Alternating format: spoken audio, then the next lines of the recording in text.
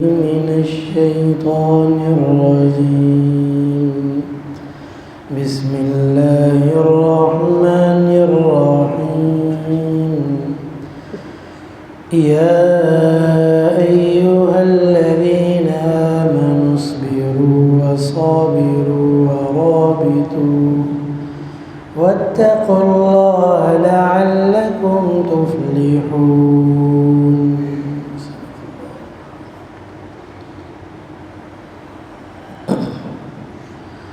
سورہ آل عمران کی اس آیت مبارکہ کی تفسیر چل رہی ہے کہ اس آیت مبارکہ کے اندر اللہ رب العزت نے ایمان والوں کو 3 باتوں کا حکم دیا، 3 باتوں کی وصیت کی ہے، جس میں پہلی چیز صبر ہے، اور صبر سے متعلق یہ بات عرض کی تھی کہ صبر کے اندر بھی 3 چیزیں علماء نے بیان کی ہیں۔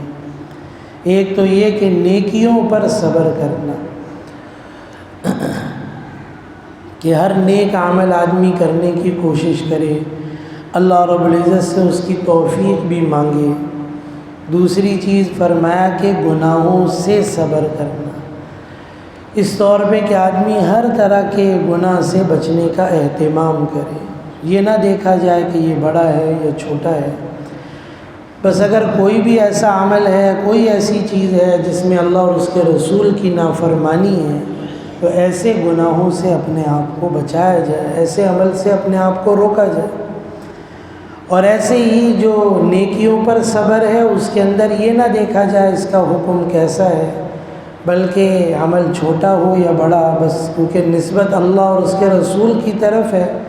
اس اعتبار سے ہر عمل کو کرنے کی کوشش کرے۔ اس کے اندر انسان ہے، کمی کوتاہی ہو سکتی ہے، عمل چھوٹ بھی سکتا ہے کبھی، اس پر اللہ رب العزت سے معافی مانگے، آئندہ کے لیے بھی توفیق مانگے، اللہ رب العزت توفیق عطا فرمائے۔ اور تیسری قسم جو علماء نے صبر کے اندر بیان کی ہے، وہ فرمایا کہ مصائب پر صبر کرنا، مشکلات پر، حالات پر صبر کرنا، جو بھی کوئی مصیبت ہو، کوئی تکلیف ہو، بہرحال اللہ کی طرف سے ہے اس اعتبار سے، تو اس کے اندر اپنے نفس کو قابو میں رکھنا اس کے اندر۔ اسی لیے قرآن کریم میں بھی اس چیز کو دوسری جگہ سورہ بقرہ میں بھی بیان فرمایا کہ ایک تو اللہ رب العزت نے وہاں پر بھی حکم دیا، یا ایھا الذین آمنوا استعینوا بالصبر والصلاۃ، کہ دیکھو اللہ کی مدد اگر چاہتے ہو تو صبر سے اور نماز سے ملے گی۔ اور پھر ایک اور بڑی بات فرمائی، ان اللہ مع الصابرین، فرمایا کہ اللہ تعالیٰ صبر کرنے والوں کے ساتھ ہے۔ اور پھر آگے خود ہی فرمایا اللہ رب العزت نے، وَلَنَبْلُوَنَّكُمْ بِشَيْءٍ مِّنَ الْخَوْفِ وَالْجُوعِ وَنَقْصٍ مِّنَ الْأَمْوَالِ وَالْأَنفُسِ وَالثَّمَرَاتِ وَبَشِّرِ الصَّابِرِينَ، ہم تمہیں آزمائیں گے، تمہاری آزمائش، تمہارا امتحان ہوگا۔ اور وہ امتحان کیسے ہوگا؟ کبھی جان سے، کبھی مال سے، کبھی بھوک آ جائے گی، کبھی جانی نقصان ہے، کبھی مالی نقصان ہے، یہ مختلف چیزیں انسان کے ساتھ پھر لگ جاتی ہیں۔ اور بہرحال یہ چیزیں کیا ہیں؟ آزمائش۔ آدمی شکایت کرتا ہے، اللہ سے گلہ کرتا ہے، یہ ان پر صبر کر لیتا ہے۔ اور اسی لیے فرمایا وَبَشِّرِ الصَّابِرِينَ، فرمایا کہ خوشخبری کن لوگوں کے لیے جو صبر کرنے والے ہیں۔ اس لیے بہت بڑی چیز ہے، اللہ رب العزت کی طرف سے انعام بھی بہت بڑا ہے۔ اس لیے اگر کوئی مصائب آ جائے، کوئی ایسی تکلیف و پریشانی آ جائے، اس پر صبر کرنا، اللہ رب العزت سے عافیت، آسانی مانگنا اس کے اندر۔ باقی یہ مصائب و پریشانیاں کس لیے آتی ہیں؟ بہرحال ایک تو جیسے یہ بات آ گئی آزمائش، امتحان، اس کے اندر مختلف چیزیں ہو سکتی ہیں۔ ایک تو یہ کہ جو غیر مسلم ہے اس کے لیے تو یہ مصائب و پریشانیاں، یہ تکلیفیں، بیماریاں دنیا کی بھی تکلیف ہے، اور آخرت میں بھی کوئی آرام نہیں ملے گا، آخرت میں بھی تکلیف ہے۔ جو ایمان والا نہیں ہے اس کے لیے یہ مصائب، یہ بیماریاں، یہ پریشانیاں، یہ دنیا میں بھی تکلیف دہ ہے، کیونکہ ظاہر ہے اس کو اس بیماری کی وجہ سے، مالی نقصان کی وجہ سے، جو بھی چیز ہو اس کی وجہ سے تکلیف اٹھا رہا ہے، اور اس کی وجہ سے آخرت میں بھی اس کو کوئی راحت، کوئی آرام نہیں ملے گا، بلکہ اپنے کفر و شرک کی وجہ سے آخرت میں ہمیشہ کے عذاب میں جائے گا، ہمیشہ کی جہنم میں جائے گا۔ رہ گئی جہاں تک مسلمان ہیں ان کے لیے کیا چیز ہے یہ؟ تو فرمایا کہ جو مسلمان ہیں ان کے لیے یہ دو چیزیں اس کے اندر ہو سکتی ہیں۔ ایک تو یہ کہ ایمان والا ہے، مسلمان ہے بہرحال، لیکن گناہ کیے اپنی زندگی میں اور نافرمانیاں کی ہیں، توبہ بھی کی، شاید توبہ ویسی قبول نہیں ہوئی ہے، توبہ کی نہیں اس نے، لیکن اللہ رب العزت چاہتے ہیں کہ اپنے بندے سے درگزر کر دیں، اس کو معاف کر دیں۔ گناہ ہے، اب اس کے اندر اس کی معافی، اس کی گناہوں کی تلافی گویا دنیا کے اندر ہو جائے تو اللہ رب العزت دنیا میں حالات ڈال دیتے۔ اب کوئی مالی پریشانی آ گئی، کوئی جانی پریشانی آ گئی، کوئی بیماری آ گئی اس کے اندر،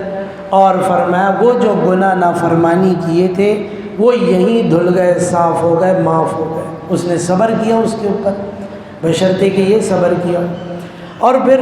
دنیا میں یہ جو تکلیف تھی اب آخرت میں اس کے لیے تکلیف نہیں، آخرت میں اس کی جان چھوٹ گئی۔ اور اب بعض لوگ ایسے بھی دیکھنے میں آتے ہیں کہ بھئی جو ایمان والے بھی ہیں اور عمل والے بھی ہیں، بظاہر کوئی گناہ بھی نہیں ہے، اور اس میں آپ بہت اعلیٰ درجے پہ دیکھیں تو انبیاء کرام نظر آ جائیں گے، جن کے لیے تو گناہوں کا کوئی حساب ہی نہیں، کوئی پوچھنے ہی نہیں، وہ تو معصوم ہے اس کے اندر۔ اور پھر ان کے حواری، پھر ایسے ہی صحابہ کرام کو دیکھ لیں اس کے اندر، اس میں کہ شاید اتنے گناہ ان کے نہیں ہوں گے، وہ تو توبہ کر چکے، ایمان لے آئے، ایمان کے اعلیٰ درجے پر چلے گئے، اللہ رب العزت ان کے ایمان کی ضمانت دے رہے ہیں اور ایسا ایمان کا مطالبہ کر رہے ہیں باقی لوگوں سے، صحابہ کرام کا ایسا ایمان۔ لیکن اس کے ساتھ ہی آپ دیکھیں گے تو کتنے مصائب میں، پریشانیوں میں، تکلیفوں میں بھی زندگی گزاری ہے، تو بھئی ان کے کون سے گناہ ہیں؟ تو اس کے اندر علماء فرماتے ہیں کہ یہ صرف جو ہے گناہوں کی وجہ سے نہیں، بلکہ اللہ رب العزت درجات کو بلند کرنے کے لیے بھی دیتے ہیں، اس اعتبار سے کہ کوئی مومن آدمی اپنے عمل سے اتنا اونچا درجہ آخرت میں حاصل نہیں کر سکتا، تو فرمایا کہ دنیا کے اندر کچھ مصائب و پریشانیاں آ گئیں، اس پر اس نے صبر کر لیا، تو اس صبر کی وجہ سے وہ اس مقام پر پہنچ گیا جہاں نماز روزہ زکوٰۃ حج سے نہیں پہنچ سکتے، اس صبر کی وجہ سے وہاں تک پہنچ گیا اور وہ اعلیٰ مقام اس کو ملا۔ لوگ کبھی بسا اوقات یہ چیز پوچھتے بھی ہیں، بسا اوقات یہ بولتے بھی ہیں کہ بھئی میرا کون سا ایسا گناہ ہے مولوی صاحب، ہے امام صاحب، کس گناہ کی وجہ سے ایسی چیزیں ہو رہی ہیں، ایسی تکلیفیں ہو رہی ہیں، ایسی پریشانیوں میں پھنسا ہوں، نماز بھی میں پڑھتا ہوں اور بظاہر تلاوت بھی کرتا ہوں، نیک کام بھی کرنے کی کوشش کرتا ہوں، کوئی ایسا گناہ؟ بسا اوقات یہ چیز بھی ہوتی ہے، یہ بھی بہرحال شیطانی کر دیتا ہے اس میں کہ آدمی اپنی نیکیوں کو یاد رکھتا ہے اور اپنے گناہوں کو بھول جاتا ہے، پتہ نہیں کس وقت میں کسی کا حق لے لیا تھا، کوئی ایسی غلطی، کوئی ایسا گناہ ہوا جس سے توبہ بھی نہ کر سکا، گناہ بھی یاد نہیں رہا۔ تو اس لیے یہ بھی چیز ہے، میں نے پہلے بھی شاید ایک واقعہ ذکر کیا تھا اسی چیز کو سمجھنے کے لیے کہ مصائب پر صبر کرنا، کہ ایک شخص کا انتقال ہونے لگا اور مسلمان تھا، وہ انتقال ہوتے ہوئے مرنے کے قریب جب تھا تو اس نے گھر والوں سے کہا کہ پانی پلا دو، موت کی یہ شدت ہے، اب تکلیف ہے، پیاس لگ رہی ہے مجھے شدید، پانی پلا دو۔ بہرحال پانی موجود تھا گھر کے اندر ہی، صحن میں جو ہے مٹکے میں پانی موجود تھا، اللہ رب العزت نے فرشتے کو حکم دیا اور اس نے وہ مٹکا کیا کر دیا، گرا دیا، پانی گر گیا سارا، اب پینے کے لیے پانی گھر میں موجود ہے۔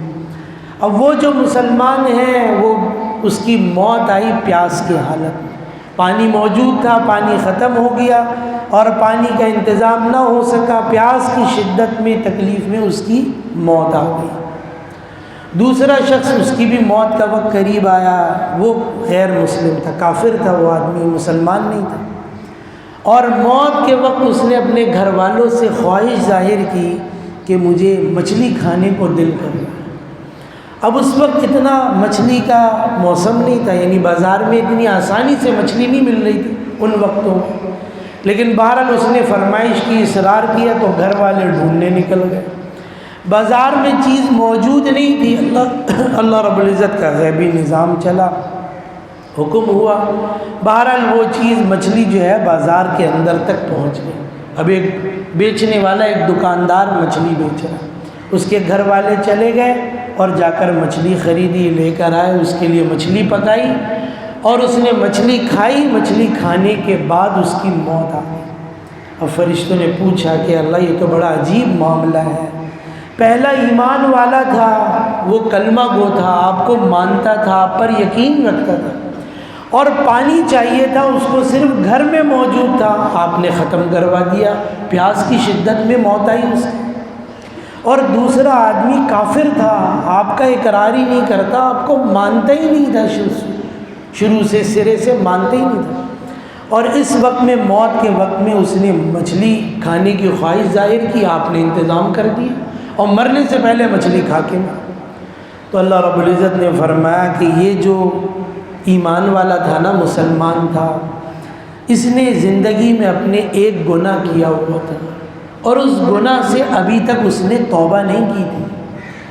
اب میں نہیں چاہتا تھا کہ میرا یہ بندہ ایمان والا میرے پاس آئے روز محشر قیامت کے دن تو اپنا ایک گناہ بھی لے کر آئے، اور ایسا نہ ہو خدا نخواستہ اسی ایک گناہ کی وجہ سے وہ پکڑا جائے اس کے اندر۔ اس لیے میں نے دنیا میں تھوڑی سی تکلیف دے دی، اور اب آخرت میں اس سے گویا ایسا کوئی حساب نہیں ہوگا، کیونکہ اب اس کے ذمے کوئی گناہ نہیں ہے، تھوڑی سی تکلیف دنیا کے اندر ہی آئی۔ اور دوسری طرف جو کافر ہے، اس کو موت سے پہلے مچھلی کھلائی، فرمایا کہ اس نے زندگی میں ایک نیکی کی ہوئی تھی، ایک نیکی کی ہوئی تھی، لیکن پھر بھی اس کو ایمان کی دولت نہ مل سکی، اس کے مقدر میں نہیں تھی۔ تو میں یہ نہیں چاہتا کہ روز محشر قیامت کے دن ایک غیر مسلم میرے دربار میں حاضر ہو اور اس کے پاس ایک نیکی ہو اور وہ کہے بھائی مجھے اس کا بدلہ چاہیے اس دن میدان حشر میں۔ تو ہم نے دنیا ہی میں معاملہ برابر کر دیا اس کو خواہش تھی، ہم نے اس کی خواہش پوری کر دی، اس کو ضرورت تھی، اس کی ضرورت بھی پوری نہیں ہو سکی، صحیح ہے نا، اس کی تو ضرورت، اس کی تو خواہش تھی کھانا، وہ ضرورت نہیں تھی، لیکن ایک مسلمان کی ضرورت تھی، اس کو وہ چیز چاہیے تھی لیکن نہیں مل سکی وہ چیز اس کو۔